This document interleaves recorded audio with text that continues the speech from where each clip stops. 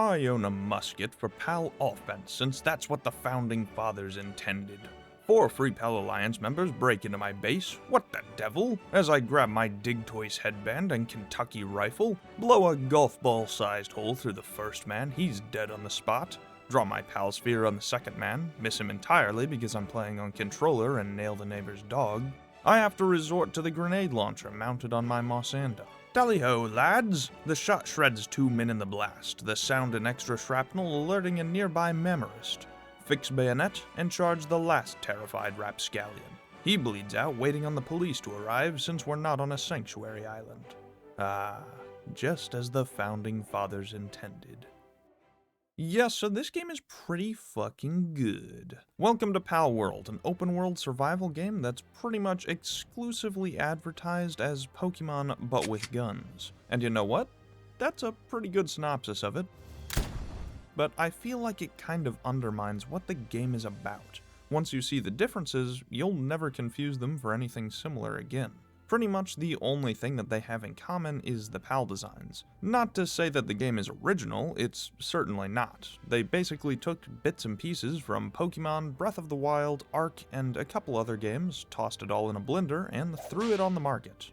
That might sound like a mean way of putting it, but I promise that's not meant as an insult. It achieves everything it wants to, and it does it all well enough that the game becomes an absolute blast. This wasn't the Pokemon I was thinking of. 3 damage. Oh boy. The PAL. Where did it go? I was gonna say, where'd it go?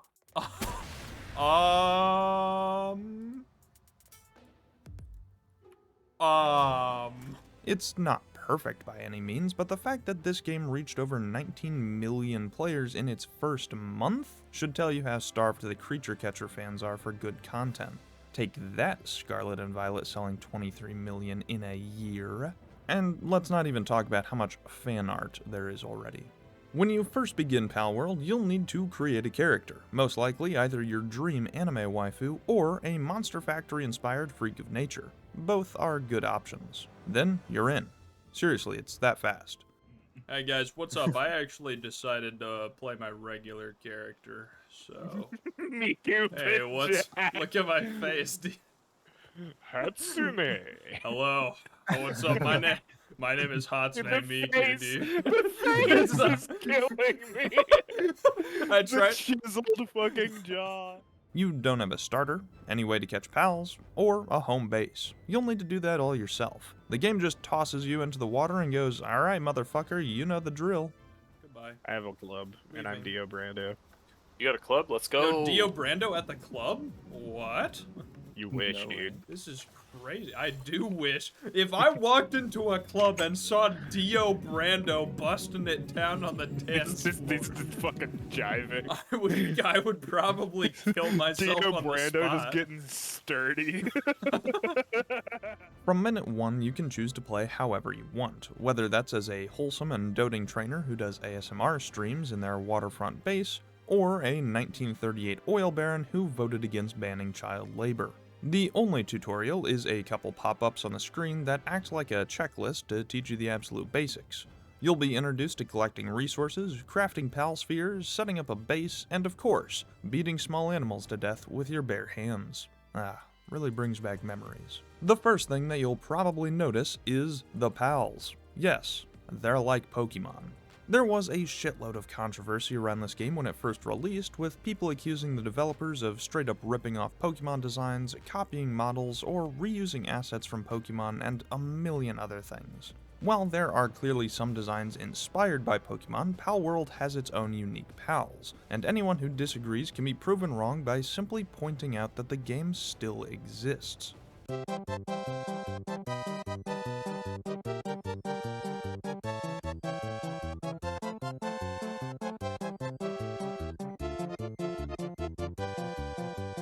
Pokemon, Nintendo, and their lawyers are watching this game like a fucking hawk, and if there was any legal ground that would let them shut it down, they would faster than they release unfinished games.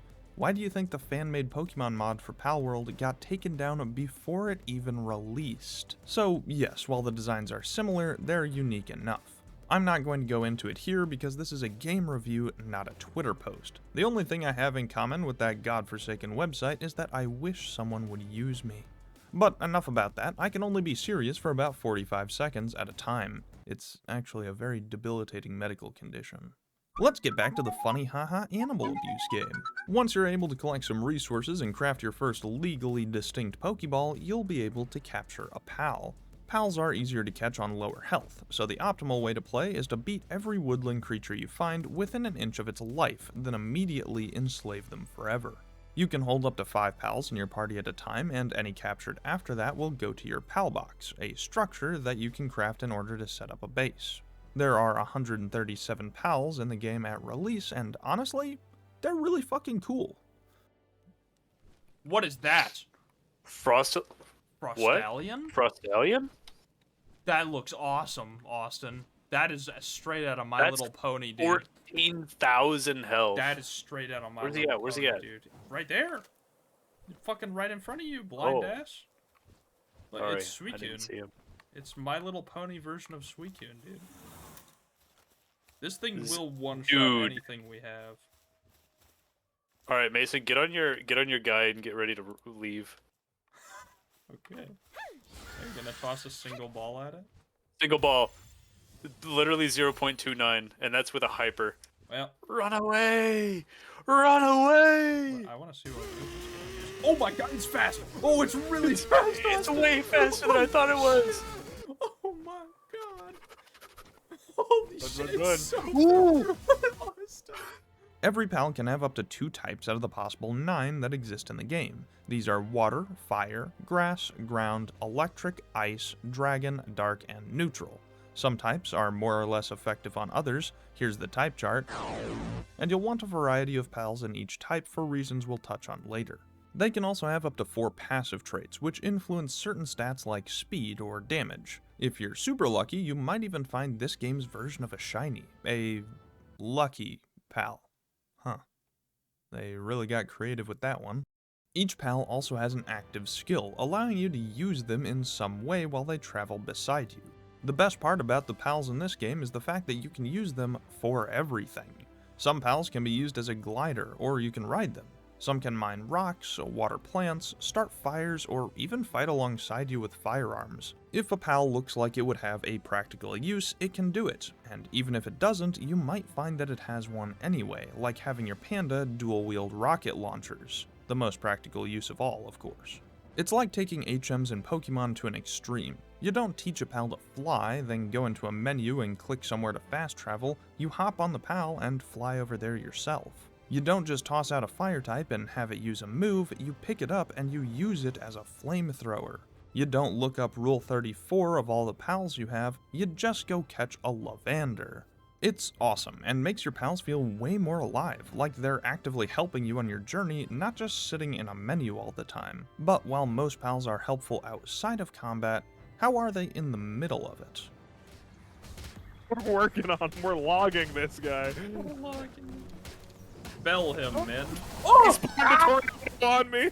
Did we all just get down? We all got guns. God, we need you. Where are you? That Hold up. We're When do all you guys down. respawn? I'll respawn. keep my timer going. I'll respawn. I'll keep my timer Dude, going. those tornadoes killed all of us. Oh shit, he's chasing something. He's going to find Scott. Shit. Pals can have up to 3 moves, and will use them after a certain period of time depending on how strong the move is and how fast your pal is. This game isn't turn-based, and you're able to run around separately from your pal while it fights. But you're not gonna let it do all the work, are you? Since you don't need to command your pal, you get to join the fight yourself. Pull out a gat and start blasting while the two are fighting, and you'll take down anything in no time flat. You can return and toss out whatever pal you want mid-combat, meaning that it's your job to help your pal dodge anything that might actually be a danger, constantly returning and sending it out to avoid the biggest hits. You can also let it rest and send out a different pal instead, since pals will passively regen health when they're not fighting. This leads to an addictive dance of chipping away at strong bosses, dodging, returning, and switching your pals in order to trade damage most efficiently, and gets elevated to a whole new level when you've got 2 or 3 other friends all doing the same in a big multiplayer world. Or, alternatively, allows everyone to laugh at whoever the boss decides to one-shot. Go, Chicky. But anyway, yeah, I only ever died of really stupid shit. So for instance, in this case, it's diving into the tornadoes before they move. Hey, can I get a res? It's common for your pals to get knocked out if you mess something up, but luckily they recover after 10 minutes in the pal box. This might sound like a long, annoying time without your pals, but you get used to it pretty quick. I usually have a variety of backup pals that I use for smaller missions while my main team recovers, or just spend the time in a base getting work done, as it's really easy to get sidetracked for hours building a house or optimizing your resources. In a worst case scenario, you, the player, may even get knocked out, forcing you to respawn at one of your bases or specific points around the world.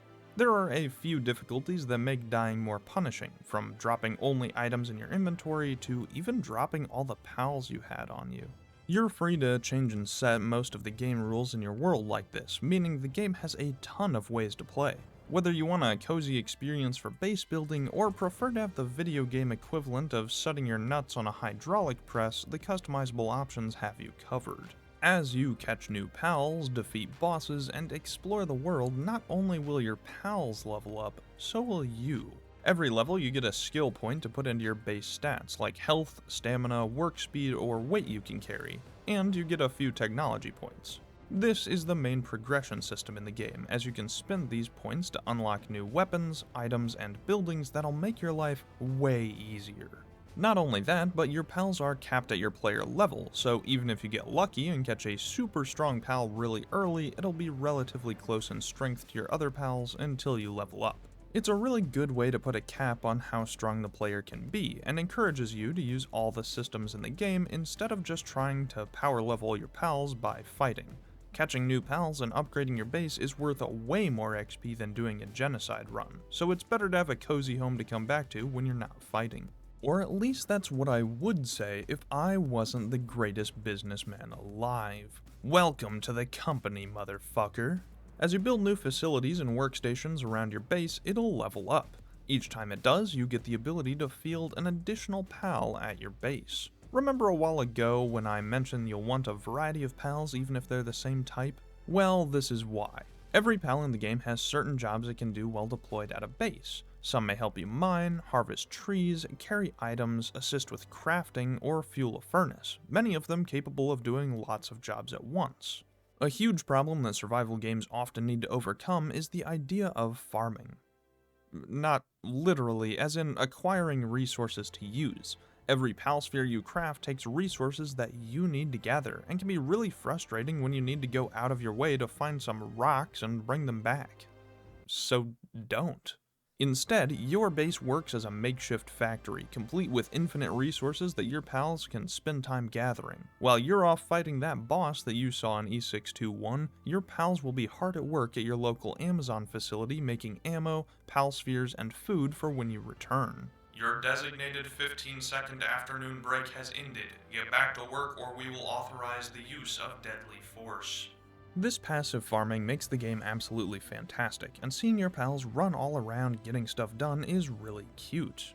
Except for when they become depressed, or break their limbs in the rock grinder, or contract a deadly disease, or starve to death. And of course, all of these problems can be easily fixed. Hot springs increase sanity, medicine can fix broken bones and sickness, and farm plots can be automatically watered and harvested to generate food.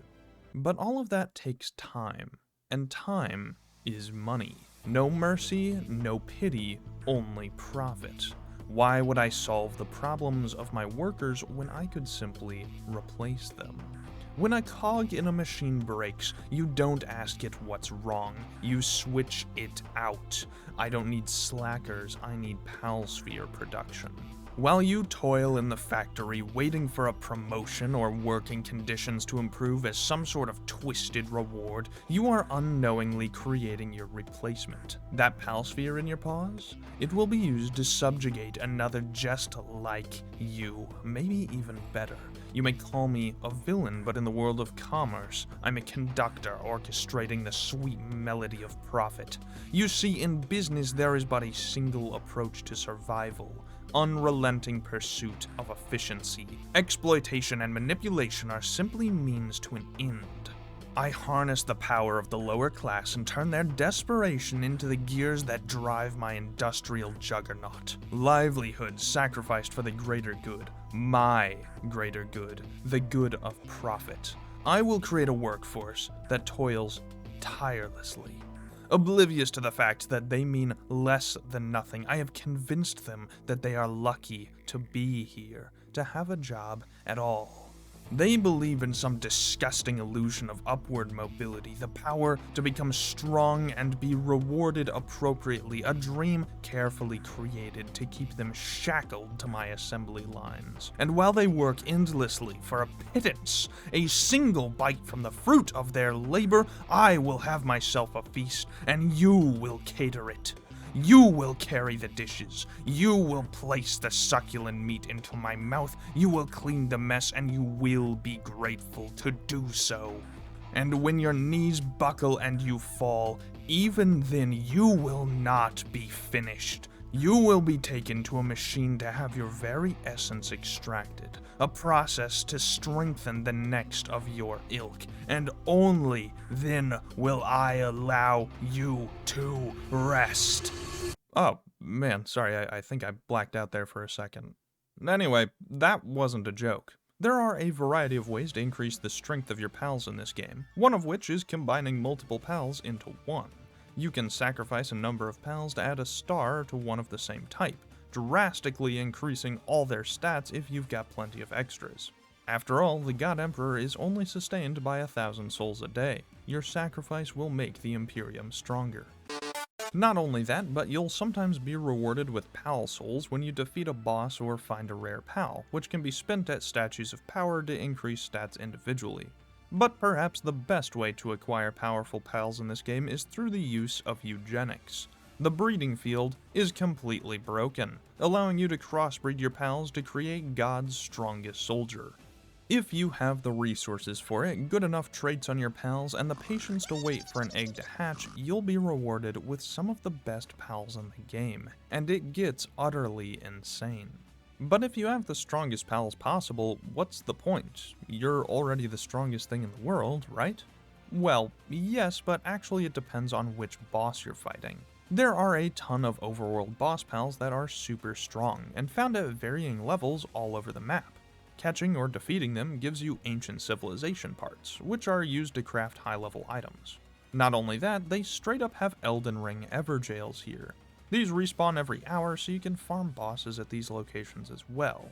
But the greatest hurdle in the game is the real point. Scattered around the map are 5 towers, home to the strongest bosses in all of Palworld. You can't catch these, as you'll be fighting both a pal and its trainer. Or at least you can't catch them anymore because they patched that bug. Beating these 5 bosses is the end goal of the game, and believe me, some of them are pretty hot. I mean tough. Some of them are pretty tough. High damage, boss-worthy moves, and ridiculous health pools make them a real challenge, but the reward is worth it. Once you finally defeat all 5 bosses and clear the towers, you get nothing. The game doesn't have an ending right now, nothing changes. It's still an early access title from an indie studio in version like 0.1, I don't know what you want. But even if there's no true end right now, the game has a ton to do. Explore the world, build bases, fight bosses, catch pals, and disrupt the local ecosystem by illegally catching pals on a natural preserve so you can sell them on the black market. There's so much goofy shit to do in this game, and it just gets better with friends. It's super fun to show off the pals you collected, build bases, fight bosses together, or watch someone get turned to dust by an elephant firing a hydrogen bomb at them. Miku! I need you in my Wi-Fi. My blue hair and blue tie, dude. I'm My right blue behind you, dog. hair and blue tie. I'm living in your Wi-Fi, dude. Go, Chick B, get him. Palworld may not be finished. It may be poorly optimized, copy from a million other games, and have some really bad pathing issues. But despite all that, me and millions of other players have already fallen in love with it. It accomplishes everything it sets out to do, and that's all it needs. It might get called Pokemon with guns, but at the end of the day, Palworld is unique and unbelievably fun. It's $30 on Steam and is 100% worth it. I can't wait to see what else gets added, from the end of the game to some actual story, and you better believe I'll be on the edge of my seat waiting for every new silly little pal to show up. Partially because they're cool, and partially because it gives me more factory fodder. Go grab it if you haven't already and drag some friends along with you. It's a great time and gets better with every update. Now, if you'll excuse me, I need to go commission some Catras art. I'll see you soon.